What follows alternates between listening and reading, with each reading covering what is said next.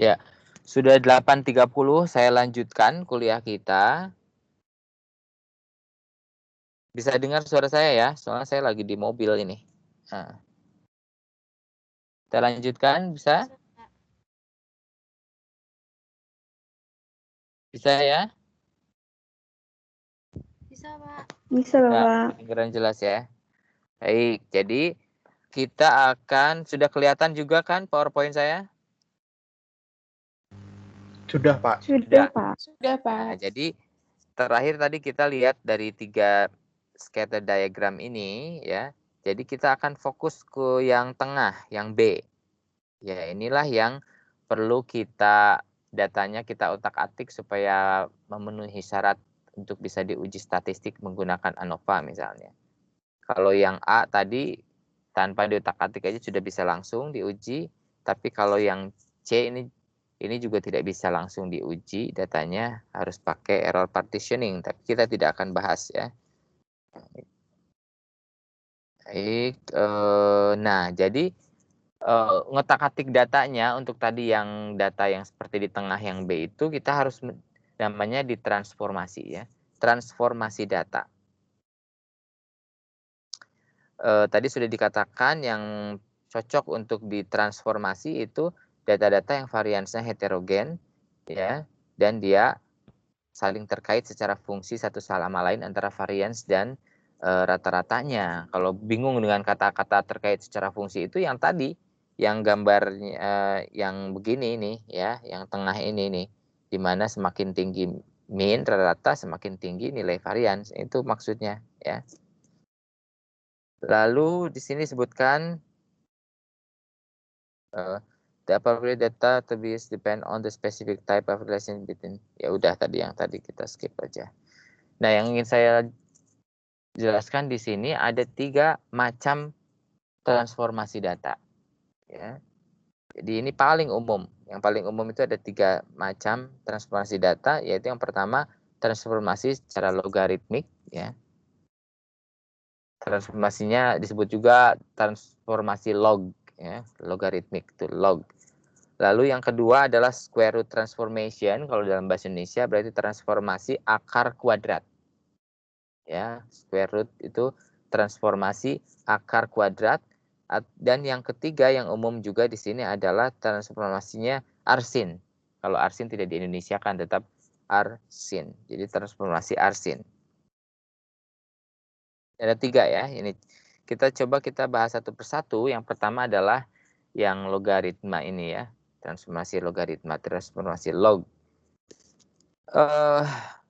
Untuk ya transformasi jenis ini paling cocok untuk data-data yang memiliki standar deviasi proporsional antara rata atau mean dengan ya.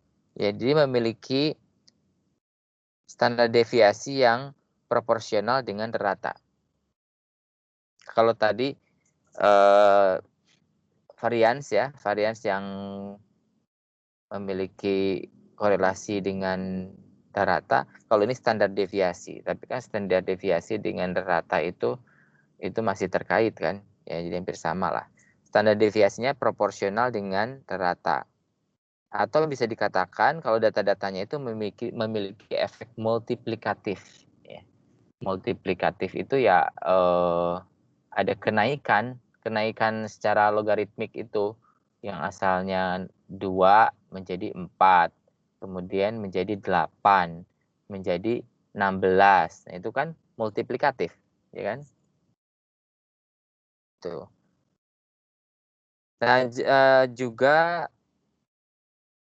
biasanya ini juga ditemukan di data-data yang sifatnya whole numbers atau ya nomornya ini dan cover wide range of value. Jadi datanya biasanya coverage-nya itu luas nilainya itu. Oke. Untuk lebih mudah dibayangkan, kita kasih contoh ya. Contohnya apa? Misalnya data-data yang berupa jumlah serangga per plot. Kembali lagi ya, ini karena saya ambil dari buku Gomez dari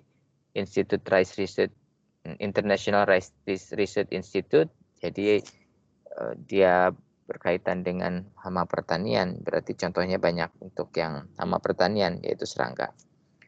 Jumlah serangga per plot. Nah, jumlah serangga per plot itu kan bisa banyak ya, bisa sedikit, bisa banyak, gitu. Jadi cakupannya bisa luas, bisa hanya tidak ada, bisa 100 dalam satu plot tuh, bisa 1000 ya, gitu.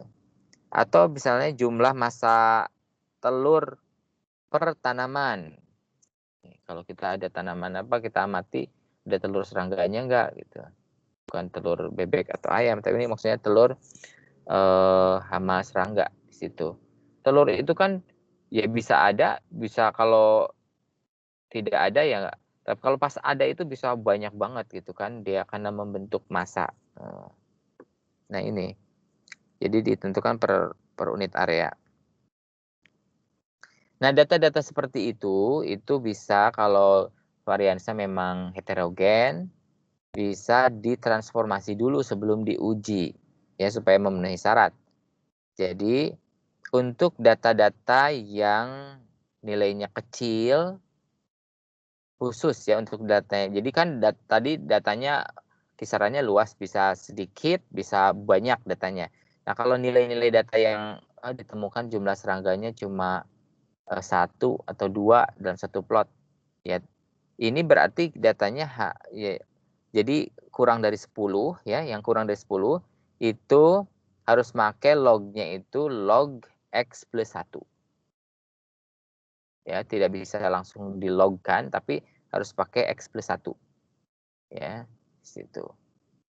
Di mana X itu adalah data original. Kalau kita hanya menemukan 1 serangga dalam satu plot atau 9 serangga dalam satu plot, itu kan berarti di bawah 10. Ya udah, jadi lognya bukan log 1 atau log 9, tapi log 1 tambah 1 atau log 9 tambah 1 gitu ya. Oke, ini contoh ya, contoh. Dalam tabel ini adalah suatu hasil penelitian perlakuan menggunakan insektisida, ya. Jadi terhadap apa? Terhadap larva serangga. Jadi larva serangga itu banyak yang bersifat sebagai hama, terutama yang dari Lepidoptera. Ya, jadi tahap larva serangga, tahap dewasa dia penyerbuk, pollineter ya, kupu-kupu ngengat. Jadi berguna. Tapi pada saat larva dia banyak menjadi hama serangga. Oke, ini kita lihat di sini treatmentnya menggunakan berbagai jenis insektisida.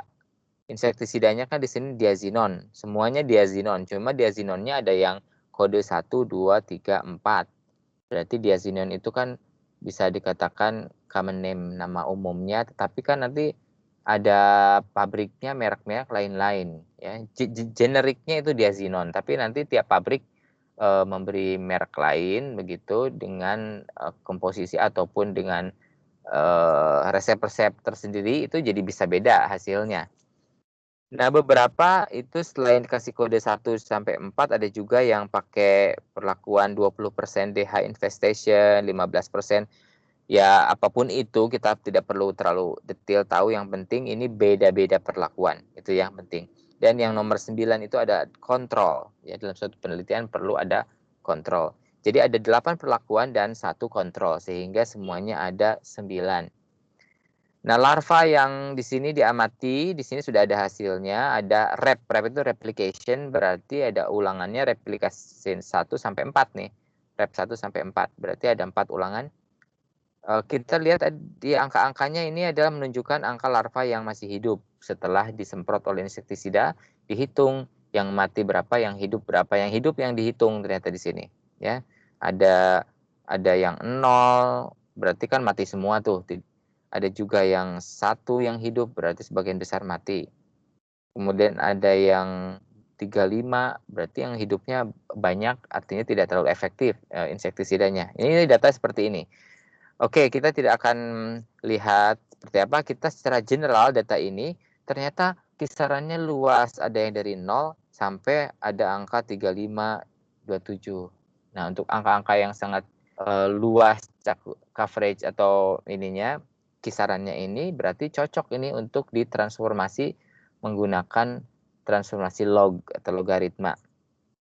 Tentu awalnya kalau mau yakin banget ya kita hitung dulu, ini kan ada ratanya nih, treatment mean, rata-ratanya di paling kanan ini. Mean-nya ada atau rata ada ya. Terus variansnya kita hitung aja juga. Nah, baru kita dipakai scatter diagram tadi ya, diagram scatter tadi tinggal dilihat apakah dia tipenya yang tipe seperti yang B yang di tengah tadi. Kalau seperti tengah ini ya pertama variansnya homogen apa heterogen. Kalau homogen nggak jadi masalah ya. Ini kalau ternyata variansnya heterogen ya, kalau tipenya tipe yang kayak di tengah, berarti dia bisa pakai transformasi data. Dan transformasi data yang cocok adalah menggunakan transformasi logaritma ini karena kisarannya luas, datanya dari 0 sampai ini 35, 27 ya. Ini cocok. Nah, caranya gimana transformasi data pakai log ini? Yang pertama, step pertama itu yang baru saya jelaskan, yaitu verify. Jadi verifikasi hubungan secara fungsi antara rata dengan varians menggunakan scatter diagram. Itu tadi saya baru bilang. Nah, kalau misalnya sudah oke, ini cocok nih ditransformasi, masuk ke langkah kedua ya. Because sum of the value in table 714 are less than 10, kan tadi ada yang 0 ya. Larva-larva yang hidupnya 0 berarti tidak ada yang ada juga yang pokoknya di bawah 10-nya banyak tadi ya. Ada atau banyak. Berarti kita pakainya lognya tidak langsung log X tapi log X plus 1 ya. Lalu langkah ketiga, sebelumnya yang log X plus 1 itu meskipun data-data yang di atas 10 nilainya tetap di X plus 1 karena satu set data kita itu ada yang di bawah 10 sehingga semua harus ditambah 1 X plus 1 ya. Nah, langkah ketiga, verifikasi kesuksesan transformasi logaritma ini in achieving desired homogeneity of variance by applying step 1 to transfer data. Jadi gini, kalau kita sudah istilahnya sudah dilogkan ya datanya, kita harus verifikasi apakah hasil transformasi data ini sudah mengakibatkan data kita jadi homogen. Tujuannya kan supaya variansnya dari yang heterogen menjadi homogen gitu. Jadi kita verifikasi kalau ternyata berhasil jadi homogen, boleh datanya berarti kita bisa lanjutkan ke uji statistik ANOVA misalnya. Nah, di diagram ini ya, grafik ini kita lihat kaitan tadi kan ini step 1 ya, langkah pertama itu dengan scatter diagram yang di A ini. Ya, ternyata benar. Dia sifatnya adalah variansnya heterogen, tapi dia ada keterkaitan dengan mean atau rata. Ya, ini gambarnya seperti ini, yang A, yang kiri. Lalu untuk yang B, ini kita bikin scatter diagram lagi setelah data awalnya kita transformasi pakai log X plus 1. Ternyata datanya menjadi seperti yang B ini. Ya.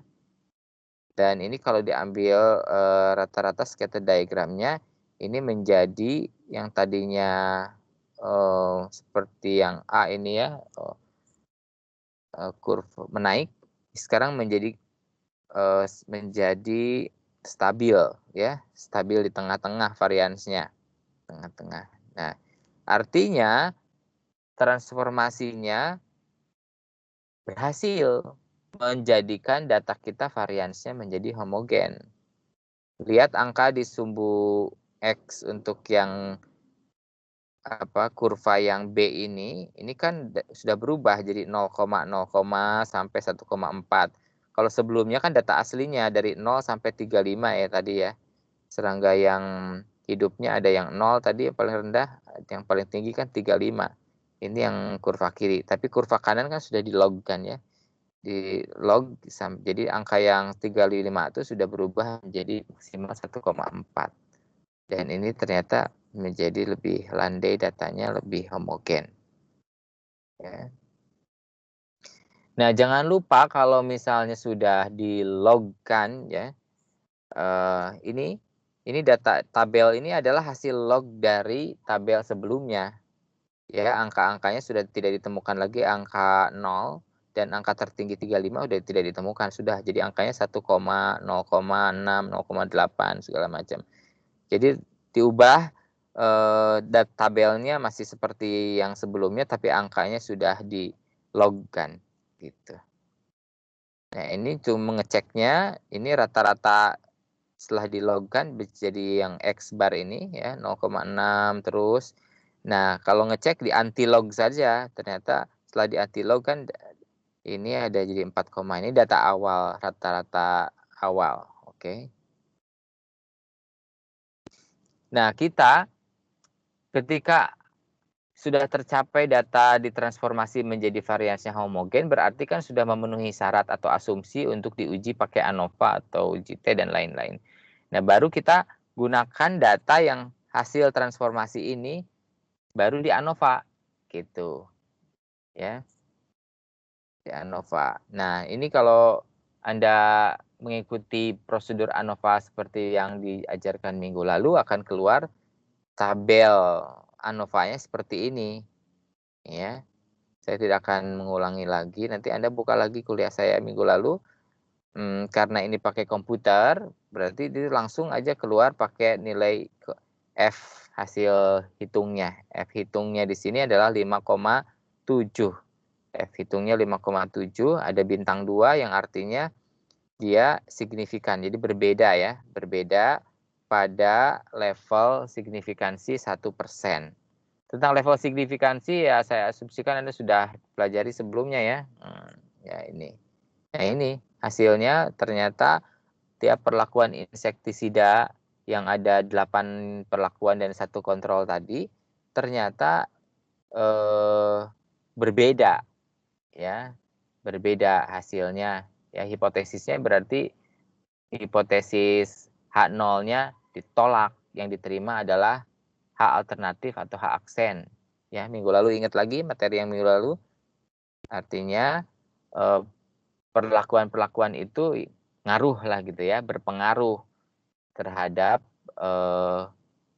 kematian larva serangga hama. Ini kalau tidak ditransformasi dulu belum tentu hasilnya seperti ini. Bisa jadi tidak berbeda nyata hasilnya. Tapi kalau sudah ditransformasi karena sudah memenuhi syarat, nah, ternyata jadi berbeda nyata. Gitu. Ya ini fungsinya transformasi.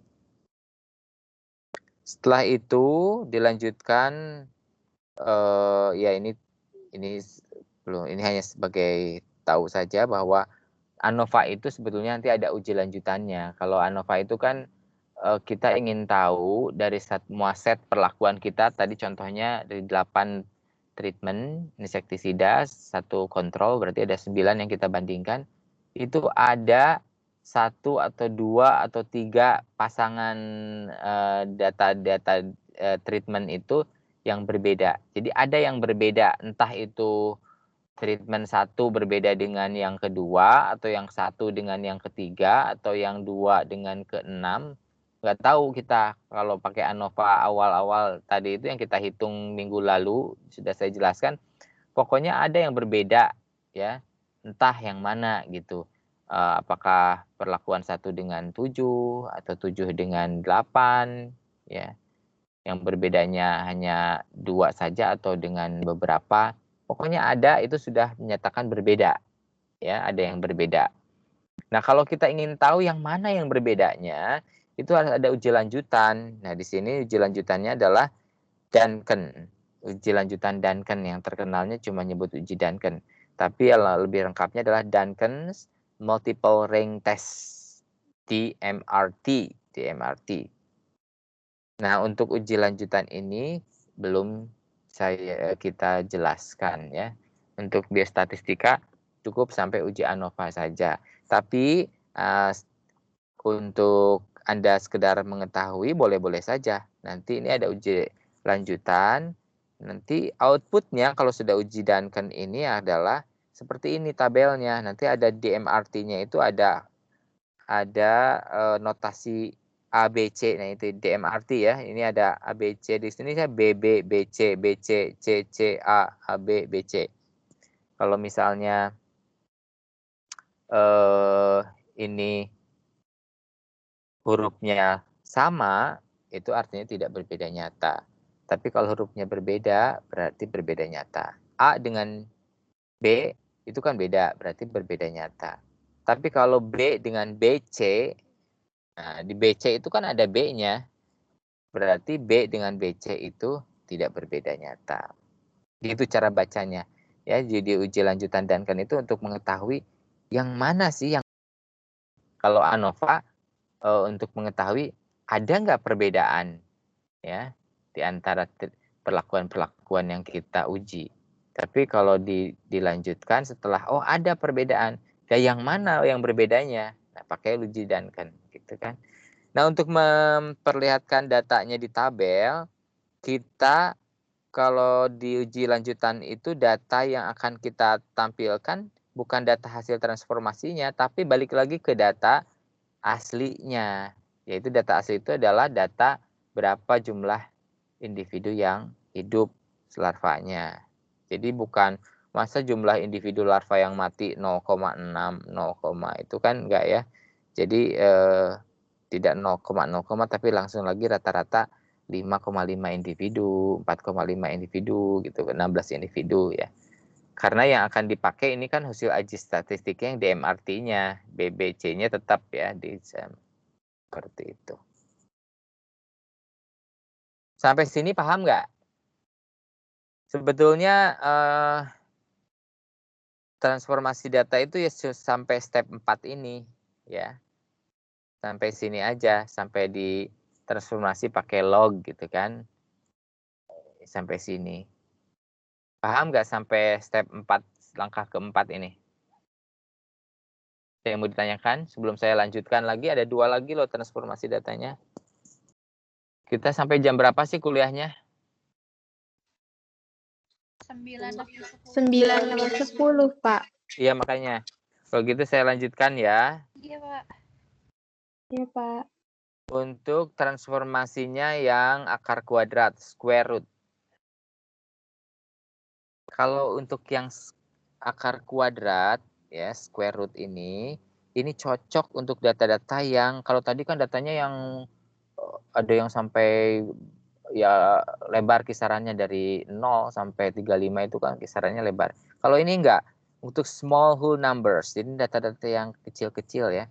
Untuk contohnya adalah untuk kejadian-kejadian yang langka. Kalau kita menghitung kejadian-kejadian yang langka itu kan berarti kecil. Contohnya lagi, jumlah tanaman yang terinfeksi dalam suatu plot. Nah, ini hampir sama tadi sama jumlah yang terinfeksi, tapi terinfeksinya apa? Ada yang langka juga ya. Lalu jumlah serangga yang tertangkap di perangkap gitu. Lalu jumlah gulma dalam satu plot. Gitu. Apapun itu jumlah apanya, yang penting yang tertangkap atau data kita itu sedikit gitu loh. Sebetulnya kan jumlah serangga terperangkap di dalam traps itu ya variatif, bisa juga banyak ya, tergantung trapsnya apa. Tapi ada juga yang sedikit. Yang penting kalau sedikit datanya itu cocok pakai yang akar kuadrat ini. Dan yang paling penting lagi Anda tahu bahwa pakai akar kuadrat ini ya, transformasi akar kuadrat itu cocok untuk data persentase. Ya, untuk data persen. Tapi data persennya tidak semua. Cocoknya hanya untuk data persen yang kisarannya dari 0% sampai 30%. Itu cocok pakai ini akar kuadrat. Atau yang kisarannya 70 sampai 100%. Jadi 2 kemungkinan untuk data persen 0 sampai 30% atau 70 sampai 100%. Jadi untuk data-data yang antara itu yaitu 30 sampai 70% ya tidak cocok pakai akar kuadrat, pakai yang lain ya. gitu. Oke.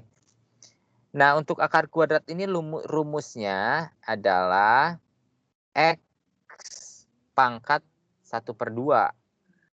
Tapi seperti halnya log tadi, kalau angkanya di bawah 10, maka tidak jadi X pangkat 1/2, tapi X ditambah 0,5 dulu, ya, baru di pangkat 1/2.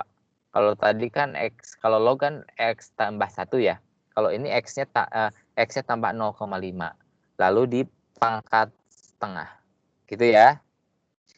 Ini contoh data untuk akar kuadrat.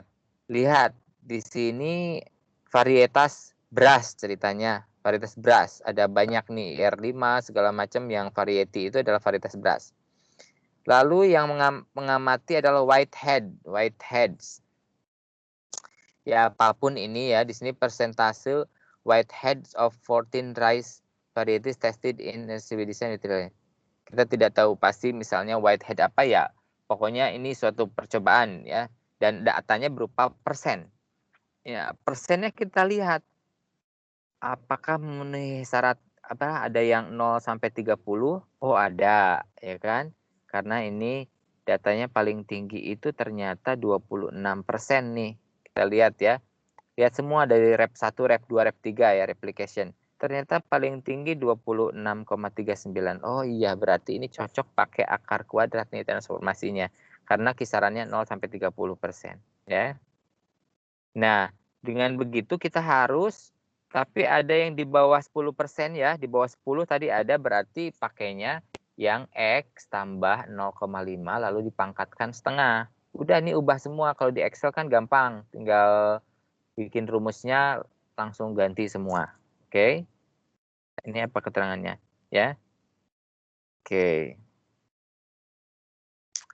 Nah, ini adalah hasil data setelah ditransformasi menggunakan akar kuadrat.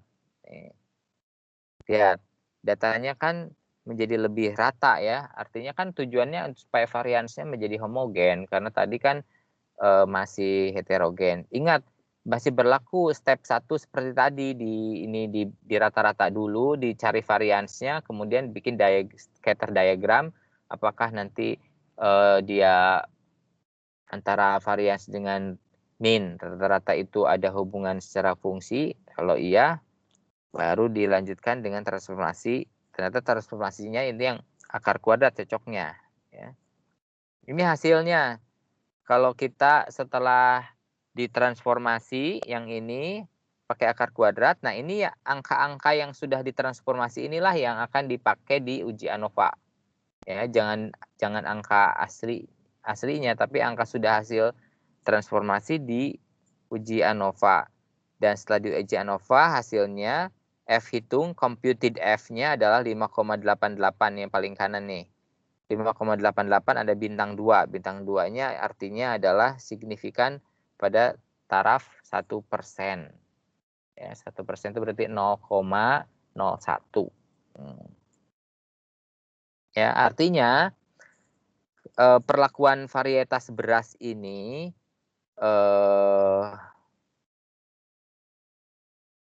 artinya berbeda nyata di whiteheads ini ya. Nah, ini kan tentang whiteheads.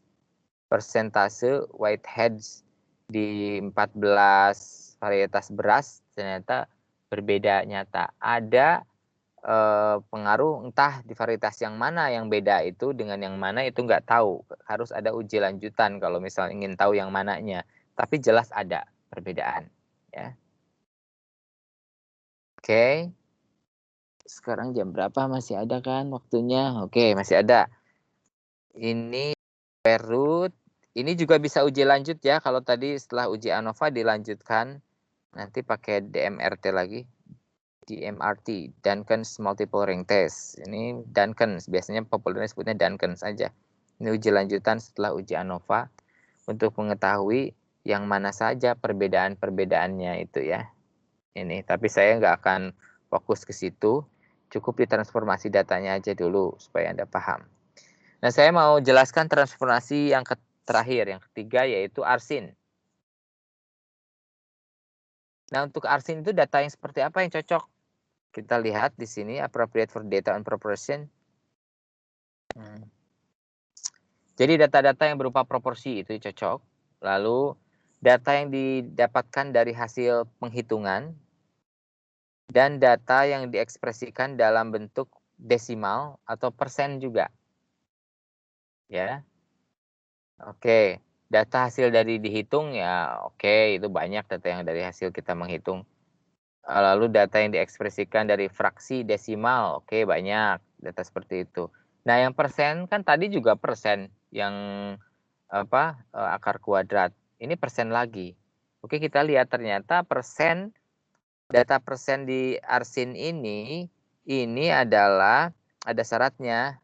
Ketentuannya adalah data persen yang not derived from count data, ya, are not included, such as percentage, protein, or carbohydrate. Ya, jadi di sini cocoknya adalah dasar persen yang bukan didapatkan dari data-data yang dihitung, ya, seperti persen protein atau persen karbohidrat. Itu kan dari hasil pengukuran yang bukan hasil dihitung dicacah, ya enggak? Kalau dicacah kan seperti jumlah individunya dari 10 individu ada 5 yang mati. Berarti itu 50%, ya kan gitu kan? Tapi kalau protein kan kita tidak tahu pasti itu 50%-nya itu berarti ada 5 protein dari 10 protein, kan bukan begitu. Kalau kita dari lab ya, uji darah, kemudian berapa kandungan glukosa Anda. Kemudian hasilnya adalah berapa misalnya 220. Loh, kan itu bukan real satuan satu. Itu kan seperti itu. Bisa dipahami nggak ya? Nah, itu persennya membedakannya dari situ. Lalu untuk transformasi arsin itu kita memakainya tabel. Ada tabel untuk transformasi arsin. Lalu juga nilai 0% ini harus disubstitusi dengan 1/4N. Lalu untuk nilai 100% juga harus disubstitusi jadi 100, harus diperlakukan jadi 100 dikurangi 1/4N. Ya, jadi ini kekecualiannya untuk nilai 0% dan 100%. Cuma itu. Kalau 0% harus disubstitusi dengan 1/4N, kalau 100% harus jadi 100 kurang 1/4N. Oke ya. Oke, kita lanjut. Jadi sekali lagi untuk data persen itu tidak semuanya perlu ditransformasi. Ya. Kan tadi sudah dijelaskan data yang di bawah 30% ataupun di atas 70% itu harus ditransformasi pakai akar kuadrat. Ya, itu. Nah, ini rule 1, aturan 1, data 30-70% itu perlu ditransformasi pakai akar kuadrat tentunya. Lalu untuk data yang 0 sampai 30%, 70%. Nah, data yang dari 30% sampai 70% itu tidak perlu ditransformasi. Ya, antara 30% sampai 70% tidak perlu ditransformasi. Nah, tetapi untuk salah saya. Ini untuk menjelaskan data ini, for percentage data lying within the range 30 sampai 70%, ya udah betul saya. Dari 30 sampai 70% tidak usah ditransformasi. 0 sampai 30 dan 70 sampai 100 itu pakai akar kuadrat. Nah, kalau data persen yang di luar aturan nomor 1 dan 2, berarti kita harus ditransformasi pakai arsin. Gitu. Jadi kita cukup ingatnya 0 sampai 30% akar kuadrat transformasinya. 70 sampai 100% akar kuadrat juga. Kalau 30 sampai 70% tidak perlu ditransformasi. Nah, itu kalau ada yang data yang tidak beraturan persentasenya, ya berarti ditransformasi pakai arsin. Oke. Nah, ini contoh datanya, original datanya ini juga sama. Ini ada varietasnya seperti ini. Ini varietas apa? Beras juga ya. Ada 12 varietas beras. Kemudian dilihatnya persentase kelulus hidupan serangga zigzag leafhoppers nih ya. Dan datanya seperti ini dalam bentuk persen. Ternyata data persennya ini ada di bawah 30% ada, di atas 70% ada, di antara keduanya juga ada, di antara 30 sampai 70% ada. Berarti ini kan tidak ikut aturan-aturan yang mana, berarti ini ditransformasi pakai arsin. Ya. Nih. Karena ranknya lengkap dari 0 sampai 100%, berarti pakai arsin. Nah, nilai-nilai yang 0 kan ada juga di sini. Ini harus diganti jadi 1/4, ya, dikali 1/4. 1/4 apa tadi itu? 1/4 N. Ya, kita lihat N-nya ada berapa. Kita hitung N-nya. Ini dari replikasi 1. Berapa N yang kita gunakan. Ya. Di sini N-nya. Ternyata N-nya itu semua adalah 75 ya. N-nya dihitung semua ada 75. Berarti 1/4 kali 75 itu untuk mengganti nilai 0. Nanti kalau nilai yang 100% diganti dengan 100 dikurangi 1/4 kali N. Ya. Itu. Nah, ini hasilnya kalau sudah ditransformasi arsin menjadi seperti ini. Ya. Masih ingat lagi seperti yang transformasi log, semua jadi prosedurnya sama. Setelah ditransformasi dicek ulang. Dihitung lagi. Kalau minnya ini sudah ada di sini. Minnya jadi berapa, variansnya jadi berapa, lalu pakai scatter diagram buktikan lagi kalau ternyata variansnya sudah jadi homogen, berhasil berarti transformasinya, lalu kita bisa pakai data kita untuk uji ANOVA.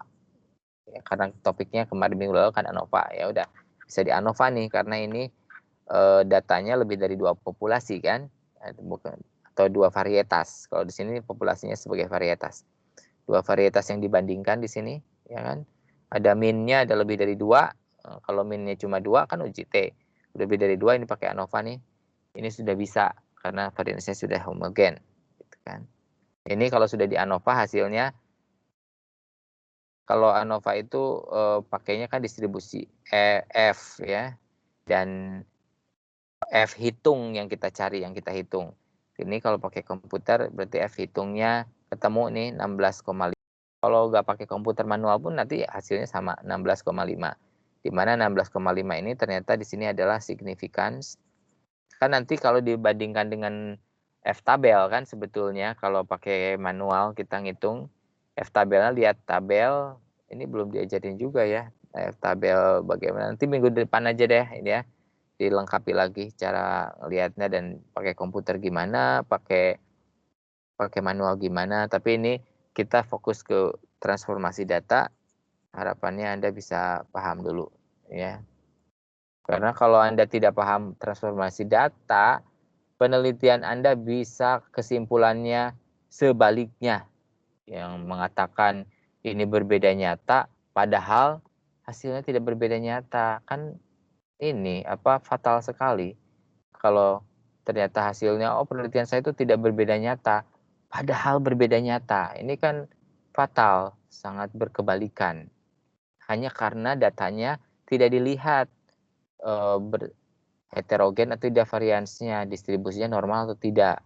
Gitu. Jadi penting. Sampai sini bagaimana? Ada pertanyaan nggak? Ada 1 menit lagi.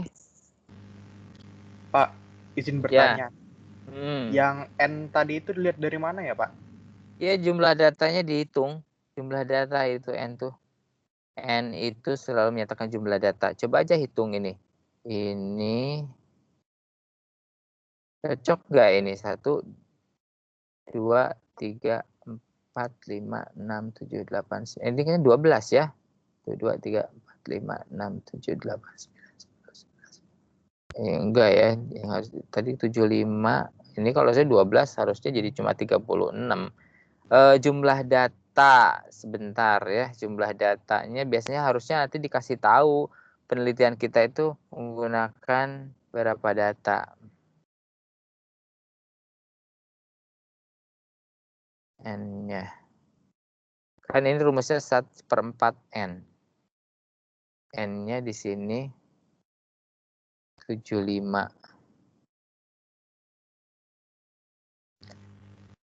Jumlah Oke, berarti ini artinya di tiap-tiap varietas ya, varietas ini yang diuji si leafhopper, serangga leafhoppersnya ini ada 75. Dari cuma dia tidak disebutkan di tabel ini. 75 tiap-tiap perlakuan menggunakan 75 serangga uji. Nah, nanti kan dihitung kematiannya dari 75 itu misalnya ada yang 10 mati. Terus di persentase 10 dibagi 75. Berarti berapa persen? Ya. Ini yang ditampilkan kan datanya sudah di persentase, makanya kita tidak bisa melihat berapa jumlah data aslinya gitu loh. Kalau datanya bukan persen bisa kelihatan berapa maksimalnya. Tapi biasanya dikasih tahu di situ dari N sama dengan berapa. Kalau di jurnal-jurnal itu biasanya begitu. Kalau ini enggak. Tapi ini dari buku yang saya sitir ini dikasih tahu bahwa ini adalah N-nya 75. Gitu ya. Jadi N itu jumlah